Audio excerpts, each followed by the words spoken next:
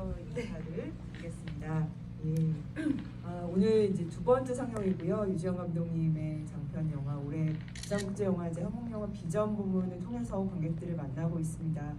보셔서 아시겠지만 굉장히 아주 탁월한 드라마를 통해서 인물들의 내밀한 감정의 변화를 바로 느끼셨을 거라 믿어 의심치 않습니다.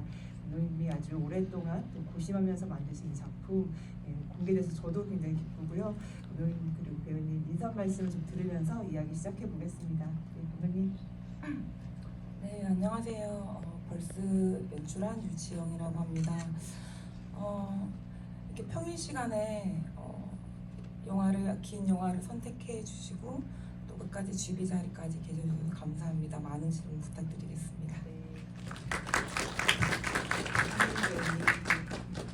네, 안녕하세요. 저는 벌스에서 제2역을 맡은 한혜인이라고 합니다. 오늘 이렇게 영화 봐주시고 이렇게 자리 남아주셔서 진심으로 감사드립니다. 감독님 그리고 배우님께 하나씩 질문을 드리고 또 관객분들 질문을 바로 받도록 하겠습니다. 감독님께서 이 작업을 하시게 된 계기일 수도 있고요. 사실 여성 창작자로서 본인이 직접 좀 여러모로 고민했던 어떤 지점들과 이 인물이 맞닿아 있는 것 같아요. 내가 계속 다음 영화를 할 수 있을까? 다음 작품을 할 수 있을까? 다음 글을 쓸 수 있을까라는 그런 고민들, 그리고 여성이 직면하는 어떤 출산과 또 결혼, 그리고 동거, 연애와 관련된 어떤 질문들, 그러면서 발전된 시나리오가 아닐까라는 생각이 들어서 누구보다 더 이 이야기 깊숙이 고민의 흔적들이 느껴집니다. 감독님이 어떤 좀 생각으로 이 시나리오를 시작하게 되셨을까 좀 여쭤보고 싶었습니다. 네, 저는 꽤 오래 장기 연애를 했었어요. 7년 좀 넘는 연애를 하는 동안 제가 사랑하는 사람과 한 일상들이 너무 행복했었거든요. 너무 행복하고 그 사람과 있으면 웃을 일이 많고 그런데 그러한 시간들이 이렇게 장기 연애를 하는 동안 쌓아오면서 제가 영화 창작자로서 해야 되는 일들을 하기 위한 루틴이 있는데 이것들이 자꾸 무너진다는 생각이 드는 거예요. 공존하기가 참 어렵다라는 생각이 들었고, 그러다가 어느 시점이 돼서 이 사람과 결혼하게 되지 않을까라는 생각이 드는 때부터, 근데 결혼을 하고 아이를 낳고 하면 내가 과연 영화 일을 계속 할 수 있을까? 라고 생각을 했을 때 주변의 선배 감독님들이 거의 여기 나오는 제2의 대사처럼 결혼하고 아이를 낳고 많이 사라져 가셨고 영화의 경단녀가 되시고 혹은 결혼하지 않으시거나의 선택 중에 없었던 것 같아요. 그래서 그런 고민들을 굉장히 오래 하던 차에 그 고 정미경 소설가의 화백 남편이시죠. 화백 김병중 화백님이 그 추모글을 쓴 글을 봤는데 거기서 이제 그런 글이 있더라고요. 그 좋은 삶은 나쁜 노래를 만든다. 나쁜 삶은 좋은 노래를 만든다. 근데 이 둘을 다 겪은 사람만이 위대한 노래를 만들 수 있다. 근데 그게 굉장히 힘이 됐던 것 같아요. 그래 내가 지금 이 두 가지 어떤 나의 일상과 현실적인 삶, 사랑하는 사람과 같이 하는 삶, 이것과 내 어떤 창작적인 지점을 나도 같이 할 수 있을 거야. 그 나도 만약에 나중에 아이를 갖게 되거나 결혼을 해도 될 수 있을 거야 라고 생각을 했었는데 잘 안 되는 거예요. 실제적으로 실천은 잘 안 되었고, 그 과정에서 제가 가장 크게 느꼈던 공포가 저는 아이를 낳으면 안 되겠다였거든요. 일단은 결혼은 해도 아이를 낳으면 큰일 나겠다. 거기서부터 이 영화가 벌스라는 제목으로 시작을 했던 것 같아요. 어떻게 보면 제 안에 있는 굉장한 불안과 공포에서 시작이 됐던 것 같아요. 이 제이라는 인물을 연기한 혜인 배우님, 아까 들어오기 전에 굉장히 혜인 배우님이 갖고 있는 이미지, 뭔가 굉장히 화려하면서도 연약하면서도 또 날카로운 어떤 이미지를 이 제이라는 인물을 통해서 너무 잘 봐서 저도 굉장히 반가웠다라는 말씀을 드렸는데요. 누구보다 또 제이를 오랫동안 마음에 품고 연기하고 또 지금 이렇게 관객들과 만나는 이 순간을 맞으셔서 너무 감회가 새로우실 것 같습니다. 배우님이 생각하는 제이는 어떤 사람일까? 또 감독님과 이 작업을 하면서 제이라는 사람 그리고 이 영화를 어떻게 좀 만들어 나가려고 이야기 나누셨을까 좀 들려주시면 좋겠습니다. 제가 제이를 만나고 제이를 연기했던 시간들을 생각해 보면 그냥 제이라는 인물과 굉장히 함께였던 느낌이었던 것 같아요. 이 사람이 어떻고 이 사람이 저떻고 이런 거를 머릿속으로 생각하는 것이 아니라 그냥 본능적으로 마주쳤어야 했어요. 그 인물을 그렇게 만나게 된 인물이었다고 생각하고 그렇게 작업했어야 되는 인물이었다고 생각해요. 그래서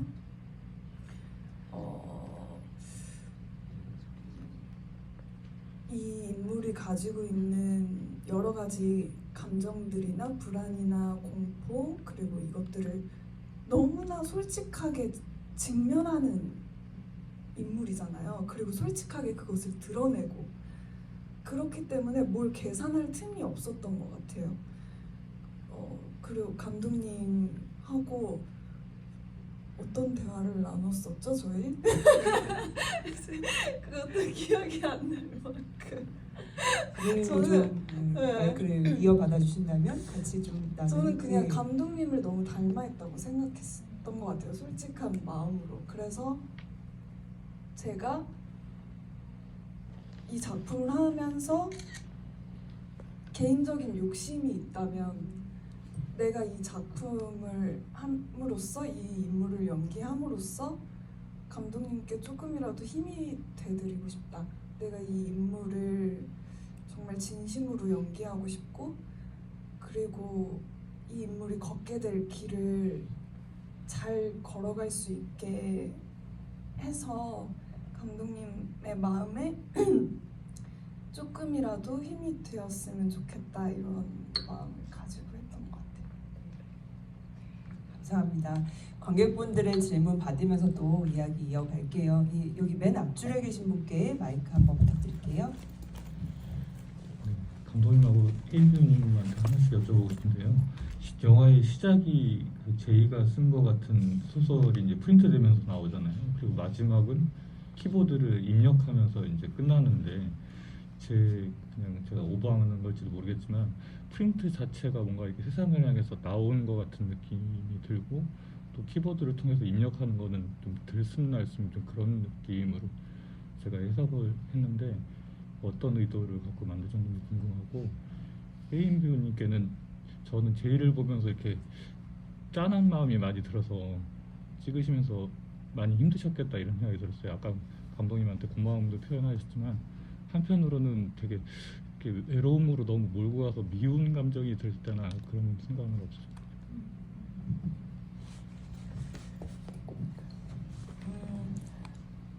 영화를 좋아하시는 여기 계신 분들은 다들 그렇게 생각하시겠지만 영화의 이제 첫 커트는 참 중요하잖아요. 쇼트가 저도 많이 고민을 했던 쇼트였고 편집 단계에서도 결국 이제 제가 내린 결론은 프린트기에서 제가 쓴 글이 출력되어 나오는 것이었어요. 그 컷이었어요.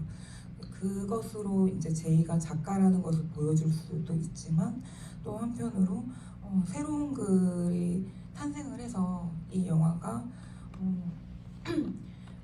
나중에 이제 어떻게 보면 파국으로 치닫기 이전에 안정적인 글을 완성하고 또 차기작을 준비할 수 있고 이렇게 할 수 있는 그 담담한 현실에서 시작을 하고 싶었거든요, 작가로.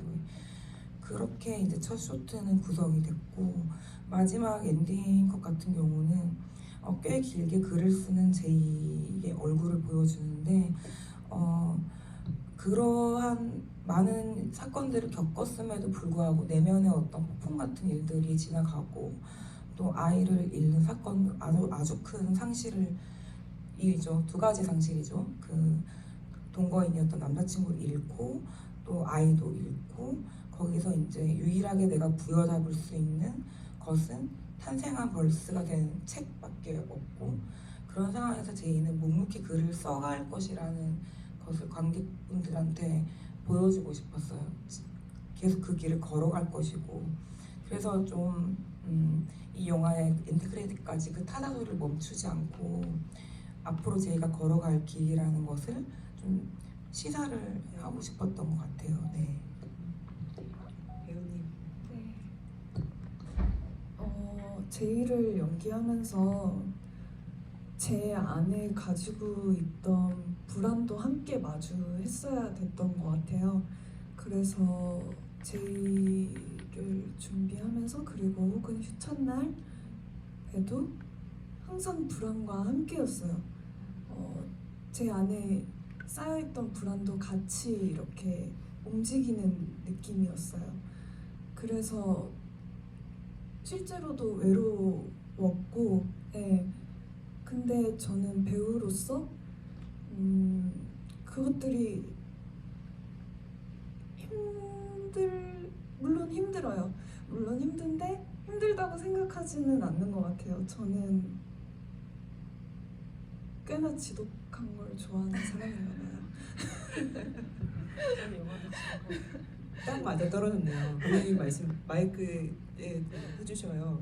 저희 영화도 지독합니다라고 말씀해 주셨는데 저는 사실 이 영화를 만들면서 제가 어쩌면 이 영화는 제가 독립예술 영화로서 만든 마지막일 수 있겠다 라는 생각을 하고 또 제 얘기를 제 감정들을 얘기하는 마지막 영화일 수도 있겠다. 이제는 밖으로 눈을 좀 돌리고 싶다라는 생각을 하면서 이 영화를 그렇게 생각하니까 이 영화는 개봉을 못할 수도 있고 그럴 수 있기 때문에 아주 그냥 끝까지 가보자. 지독하게 내가 전달하고 싶어하는 감정들을 관객분들이 굉장히 힘들게 만들고 싶다라는 생각이 좀 있었는데 그 힘든 걸 고스란히 저는 뭔가 머리와 글 쓰는 작업을 했다면 이제 배우는 온몸으로 겪은 거라고 생각이 들어요.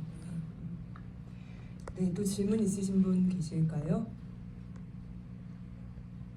네, 예, 여기 먼저 두 번째 줄에 계신 분들이고 또 전화드리겠습니다. 먼저 좋은 영화 만들어주시고 연주해주신 배우님과 감독님께 감사의 말씀 드리고 싶고 저는 두 가지 질문을 드리고 싶어요. 첫 번째로 편집자 회의 때 편집자들께서는 작가의 소설에 대해서 좀 날카롭고 그리고 이기적이라는 평가를 했었는데 마지막 최종 출판작에서 좀 배우님께서 제이랑 작가였다면은 전체적인 큰 틀의 내용을 수정하고 출판하였을지 아니면 원래 그 내용을 그대로 하였을지 그게 조금 궁금했고 그리고 두 번째로는 큐브에 대해 조금 궁금한 게 있었어요. 원래 큐브 자체는 색깔을 맞추는 게 큐브의 원래 기본적인 생각하는 개념인데 다 검은색이다 보니까 맞출 게 없는데 특별하게 큐브의 색깔을 전부 다 검정색으로 선정하신 이유에 대해서 좀 여쭤보고 싶었습니다. 네, 감사합니다. 배우님께서 제가 제이라면 저는 제이랑 똑같은 선택을 하지 않았을까 싶어요. 물론 저한테 솔직하게 제이만큼의 용기가 있는지는 저도 모르겠어요. 근데 그런 용기를 가진 사람이 되고 싶은 것 같아요.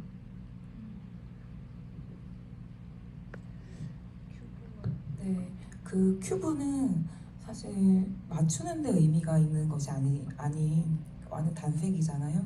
그래서 그게 제2의 캐릭터를 설명하는 영화적 도구였던 것 같아요. 그 불안함을 제이는 이제 글을 쓰면서 항상 뭐 담배를 피거나 술이 필요하다거나 또 그 항상 같이 있는 그 큐브가 꼭 필요한데 그 3종 세트인 거죠. 근데 그 큐브는 이제 이걸 돌리면서 불안감을 해소하는 기능을 하고 있는 요즘에 이렇게 왜 성인들을 위한 불안감 해소 장난감들이 많이 나오잖아요. 그런 거의 일환이었는데, 그래서 제이 하면은 계속 불안할 때 글이 안 써질 때라던가, 아니면 나중에 이제 건우와 대판 싸우고 났을 때 혼자 소파에 우두커니 앉아 있을 때라던가, 그러니까 늘 불안할 때 이 큐브를 돌리는 설정을 했고 늘 가까이에 두고자 했었어요. 근데 그게 검은색으로 선택한 이유는 어쨌든 이 영화는 아주 담담하고 밝게 시작을 하지만 확실하게 어떤 면에서는 이 관계성에서 보면 비극이기 때문에 이 맞춰지지 않는 두 사람이 결국은 저는 처음에는 임신을 하기 전에는 이 두 사람은 잘 맞는다고 생각을 했다고 생각해요. 그런데 이 임신을 계기로 점점 이 두 사람이 제이는 꿈을 쫓는 이상주의자에 가깝다면, 이상을 더 중요시하고 그것을 때문에 다른 것들은 신경을 쓰지 않는다면, 건우는 안정적인 현실을 신경을 쓰고 또 그 현실 안에서 점점 더 드러나는 민낯은 세속적인 면들도 있고, 그러니까 결국 이 둘은 결국 맞지가 않는 거예요. 맞지가 않는다. 그래서 이 큐브가 여러 가지 의미를 상징할 수 있겠다라고 생각했을 때 밝은 색보다는 검은색이 이 영화의 의미와 맞겠다라는 생각을 좀 직관적으로 했던 것 같아요. 네, 아까 그 손 들어주신 분께 마이크 한번 부탁드리고 또 전달드리겠습니다.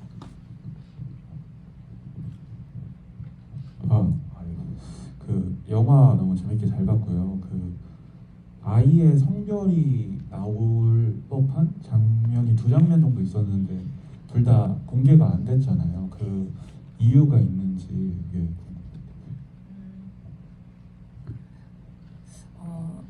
서사적으로 이제 캐릭터로서의 제이는 임신을 원치 않았고 또 원치 않은 상태에서 어떻게 보면 건우에게 설득이 돼서 설득 혹은 건우를 믿어서 아이를 갖게 된 계기가 되잖아요. 그렇기 때문에 웬만하면은 내가 임신해 있는 이 상태를 크게 신경 쓰지 말고 오로지 차기작에 집중을 했어야 되는 상황이었기 때문에 처음에 이제 그 말씀하신 2장면 중 첫 장면이 병원에서 아기 성별 알고 싶으세요 했을 때 고민하다가 아니요라고 했던 거는 제인이 아직까지도 그걸 부정하고 싶고 내가 내 안에 있는 존재가 남자인지 여자인지 그 아이인지 그것 자체도 부정하고 싶은 아직까지는 그런 단계라면, 가장 마지막에 갔을 때는 생각지도 못하게 아이가 죽을 거라고 제이도 생각을 못했을 거란 말이에요. 어떤 이유든지 간에. 근데 아이가 죽게 되고 그랬을 때 제이가 퇴원을 앞두고 무슨 생각을 할까 했을 때 가장 궁금한 거는 아이가 어떻게 생겼을까? 이런 것들이 아니라 이미 죽은 아이니까 그 아이는 여자애였을까? 남자애였을까? 그게 제일 궁금할 거라는 생각이 들었어요. 그리고 그거를 되게 무력하게 제이가 뱉는 그 모습에서 제이 역시 아무리 부정하려고 했지만 이 아이를 신경 쓰지 않은 것은 아니었다. 철분제도 먹고 하려고 했으나 우리가 흔히 보는 일반적인 아이를 원하는 임산부는 아니지만 최소한의 그 아이에 대한 감정은 있다라는 것을 좀 보여주고 싶었던 것 같아요. 네, 여기 두 번째 줄에 계신 분께도 마이크 한번 부탁드립니다. 먼저 좋은 영화 만들어주셔서 감사합니다.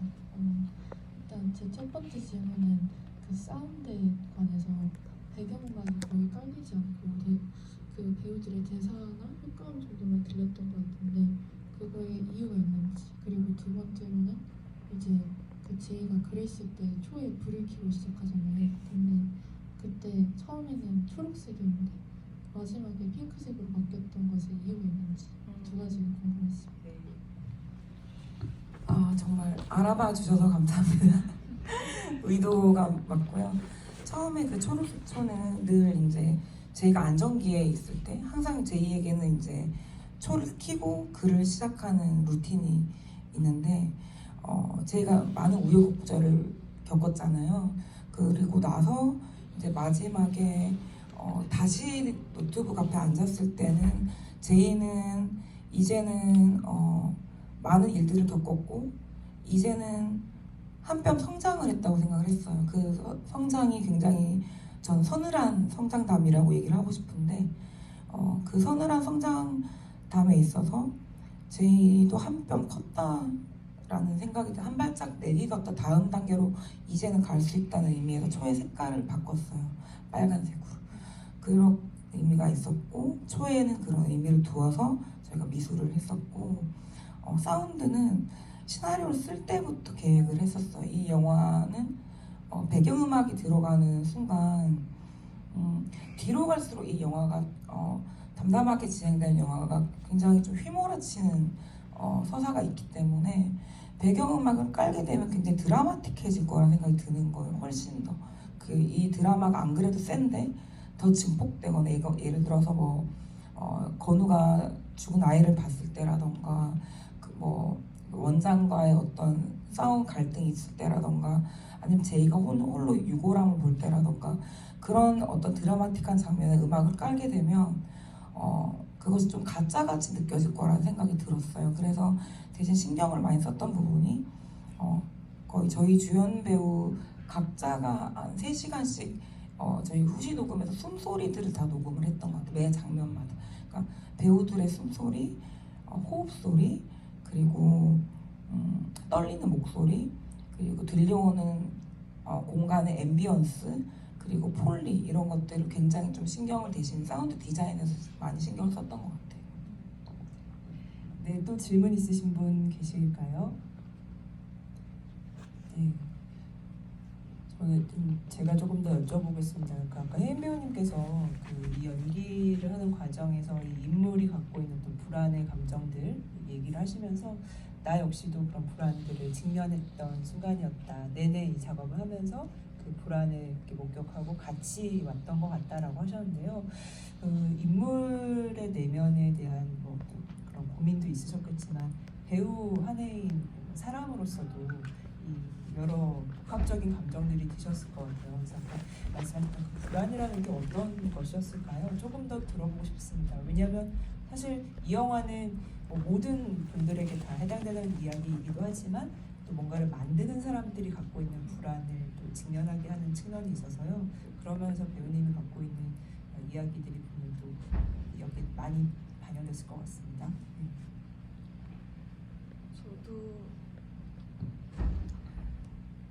저도 좀 개인적인 삶에 있어서는 좀 불안이 큰 편인 것 같아요.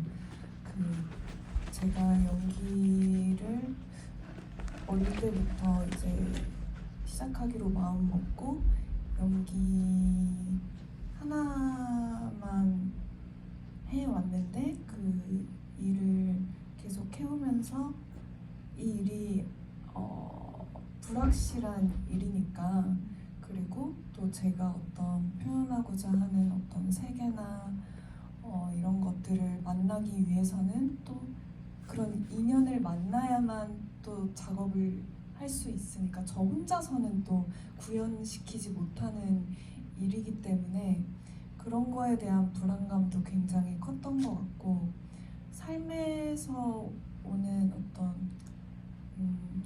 이것들이 다 전부 제가 제 이상을 꿈꾸고 그리고 미래에 대한 생각을 하면서 오는 것 같기도 하고 현재에 오롯이 발닿고 있지 못하기 때문에 내가 지금 이런 불안감들이 터지는 게 아닐까라는 생각도 하고요. 제 스스로 마음을 인간으로서 운동하듯이 마음도 계속 봐줘야 된다고 생각하거든요. 그것들을 하지 못했을 때 나도 모르게 무의식에 계속 저는 정말 잘 쌓이는 스타일인 것 같아요. 계속 무언가의 에너지를 계속 받고 그것을 계속 그것들이 계속 안에 잘 차오르는 스타일이어서 계속 비워주고 관리해줘야 되는 사람이라는 것을 저도 알게 된 것 같아요. 감사합니다. 또 혹시 질문 있으신 분 계시면 네, 손 들어주시면 저희 마이크 전달드리겠습니다. 그 감독님께도 여쭤보고 싶은데요. 사실 이 영화는 물론 그 어떤 뭐랄까 이 여성의 내면에 대한 이야기이기도 하지만 또 다른 한편에는 이 건우라는 사람의 또 다른 어떤 시작과 좌절, 그 사람의 경우 어떤 내면 혹은 뭐 외적인 시련을 굉장히 또 탄탄하게 그리고 있다. 그래서 이 두 인물의 어떤 주고받는 드라마의 힘이 굉장히 끝까지 가는, 정말 지독하게 끝까지 가보는 그 힘이 엄청난데, 이 건우의 세계를 또 그리시면서 하셨던 고민, 또 건우를 통해서 좀 더 보여주고 싶었던 지점은 무엇이었을까요?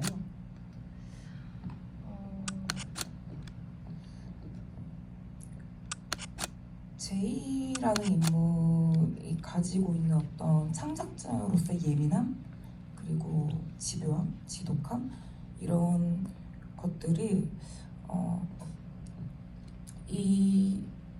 이러한 여성 창작자 혹은 창작자에게 어떠한 동반자가 필요할까라고 생각을 처음 해봤을 때 나무처럼 우직한 사람이었으면 좋겠다라고 생각을 했어요. 굉장히 안정적이고, 그러니까 제이는 아마 가로등이 고장난 것도 그냥 모르고 지나갔을 거예요. 근데 이제 건우는 내가 다니는 길에, 나의 여자친구가 다니는 길에 이 불이 꺼진 게 되게 신경 쓰이고 몇 번이나 찾아가서 구청에 가서 해달라고 할 만큼 사실 굉장히 가정적이고 안정적이고 어떤 큰 일들이 일어나지 않는, 왜 그 교도소의 장면에서 제이가 별일 없냐 물었을 때 여기는 아무 일도 일어나지 않아서 좋다. 그게 딱 이렇게 건우를 설명하는 것 같거든요. 그래서 건우라는 인물은 제이와는 조금 상반됐으면 좋겠다고 생각을 했었고, 그렇지만 그 상반되는 것 때문에 이 두 사람이 함께 할 수 있었던 시기가 있었다고 생각을 했었어요. 그래서 건우를 어떻게 보면은 제이가 변수라면 건우는 상수였으면 좋겠다. 그리고 그렇게 오랜 시간을 보내온 커플에게 예기치 못한 임신이라는 사건이 이들을 어떻게 바꿔놓는지, 그리고 정말로 그들이 둘이 하나였던 모습에서 각자가 찢어지면서 진짜 본성을 드러내는 모습들, 끝까지 그를 찾아가는 제이, 그리고 끝까지 어떻게 보면 아빠가 예비 아빠로서 지키고 싶었던 가정을 향해서 동요를 이간질을 자르기도 하고 그렇게 가버리는 건우, 그들 각자에도 사연을 부여하면서 이 영화가 단순한 한 인물에게 이해가 가는 영화가 아니길 바랬고, 건우뿐만 아니라 이 영화, 저는 항상 영화를 만들 때 모든 영화에서도 그렇고 특별히 이 영화는 또 인물들이 많았잖아요, 조연들이. 그래서 대부분의 인물들이 악인도 선인도 아니었으면 좋겠다. 다들 그럴 수밖에 없는 사정 안에서 이해관계에 따라서 움직이는 것들을 보여주면서 그들이 나쁜 행동을 하더라도 이해가 갔으면 좋겠다라는 생각을 하면서 그렇게 건우도 접근을 했던 것 같아요.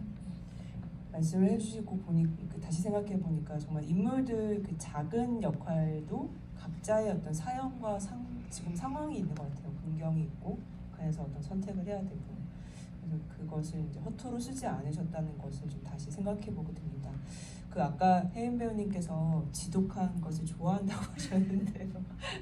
좋은 의미로 이 영화에서 지독했던, 내가 정말 여기까지 해봤다, 내가 이것까지 하는구나, 감정적으로든 뭐 육체적으로든 어떤 순간이었을까요? 이 인물을 좀 준비하는 과정이나 연기하시면서. 장면을 고르라면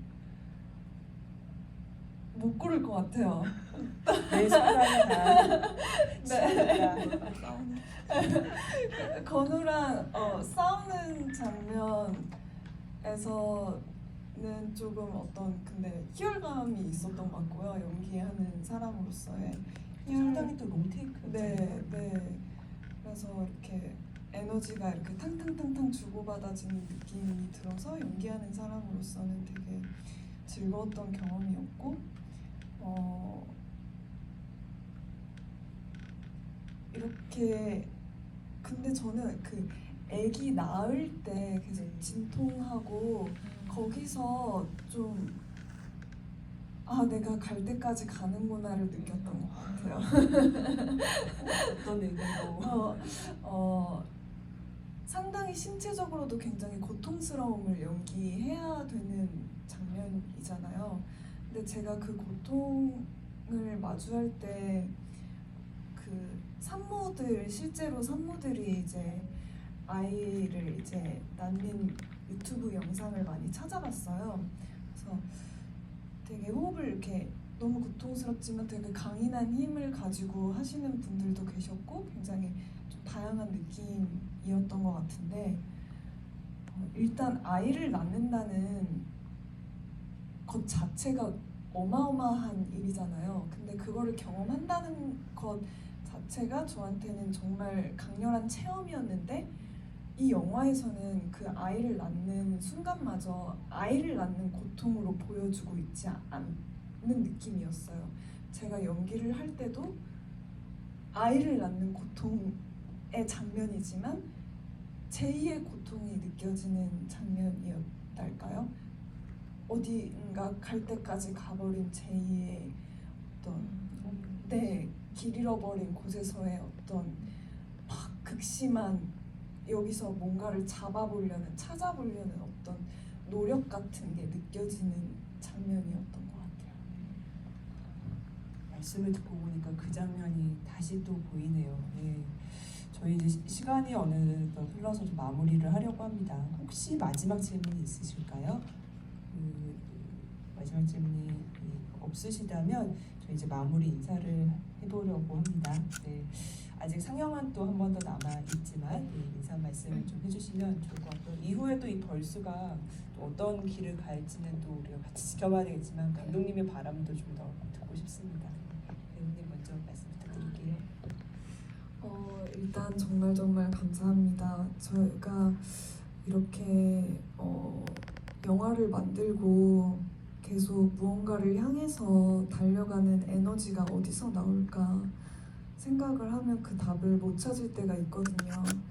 근데 이렇게 영화를 틀 수 있는 기회가 주어지고 관객 여러분들을 만나서 조금이라도 관객 여러분들께 전해드릴 수 있다고 생각하면 결국은 이것을 위한 일인가 하고 생각하게 되는 시기도 있는 것 같아요.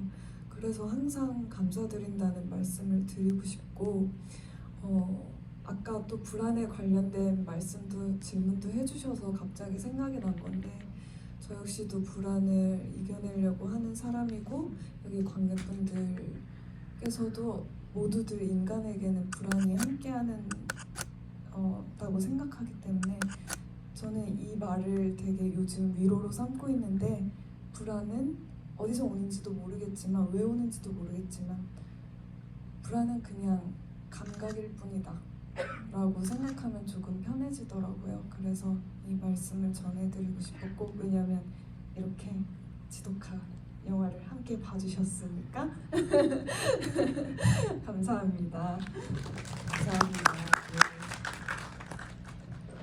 우선 제가 마지막 얘기를 하기 전에 저희 보리 역을 맡았던 김현진 배우와 정은 역을 맡았던 전하희 배우가 와 있어서 잠깐 인사를 좀 소개를 시켜드리고 싶어요. 네. 잠깐 자리에서 일어나 주시겠어요? 반갑습니다.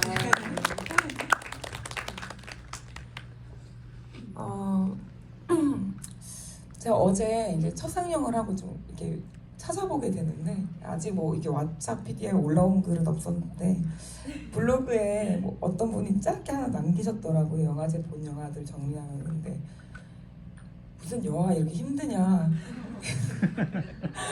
그랬는데 제가 생각이 되게 깊어지는 거예요. 네 힘든 영화를 왜 만들었지?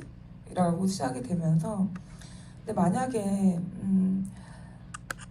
이런 고민을 가진 분들이 특히 여성분들 참 많을 거라고 생각을 해요. 하는데 우여곡절 끝에 제이가 아이도 낳고 남자친구와도 결혼을 하고 책도 내게 됐다라면 저는 아마 이 영화를 만들 이유가 없었을 것 같아요.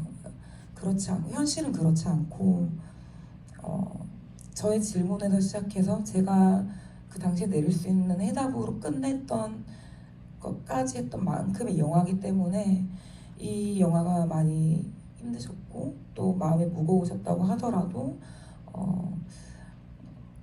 저는 오랫동안 관객분들의 그냥 보고 지나가는 영화가 아니라 좀 관객분들 괴롭히더라도 머리와 마음속에서 무겁게 조금 이 현실들을 생각해 주시고 관통되지 않고 머물러 주는 영화가 되었으면 좋겠다고 하는 바람에서 벌스를 만들었습니다.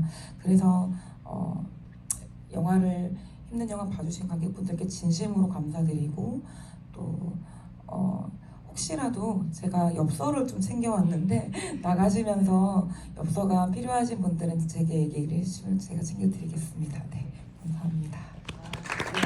네, 끝까지 함께해주신 관객분들 정말 감사합니다. 또 극장에서 뵙겠습니다. 인사 부탁드릴까요? 네, 감사합니다.